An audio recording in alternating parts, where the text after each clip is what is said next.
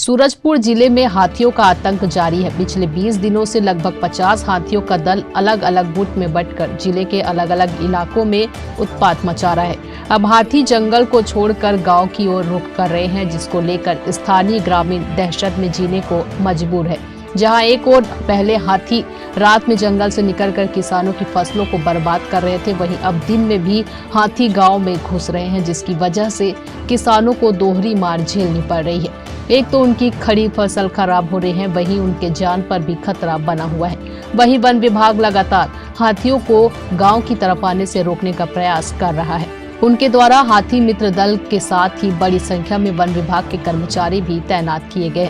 बावजूद इसके हाथियों का दल गांव के नजदीक पहुंचने में सफल हो जा रहा है, क्योंकि हाथियों की संख्या बहुत ज्यादा है। इसकी वजह से वन विभाग भी इन हाथियों को रोकने में सफल नहीं हो पा रहा है। सूरजपुर से विष्णु कसेरा की रिपोर्ट। अभी हमारे वन मंडल में कुल लगभग 25 से 50 हाथियों का आना जाना चल रहा है, और वे प्रतापपुर क्षेत्र में लगभग 35 हाथी है और बिहारपुर क्षेत्र में 10 से 15 हाथी है। इसके लिए हमारे दोनों तरफ अलग अलग जो वन अमला है उनमें लगे हुए, उनके साथ ट्रैकिंग जो हमारे हाथी मित्र दल है, हाथी मित्र दल भी उनके साथ है, और पूरा स्टाफ की ड्यूटी लगातार लगी है।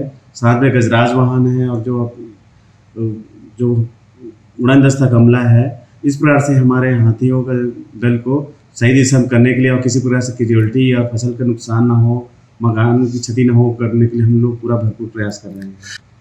इस वित्तीय सत्र में लगभग जहाँ तक लगभग 4 जो है कैजुअल्टी हुई है, उसमें से 2 रामनगर नगर क्षेत्र में है, 2 प्रतापपुर क्षेत्र में है।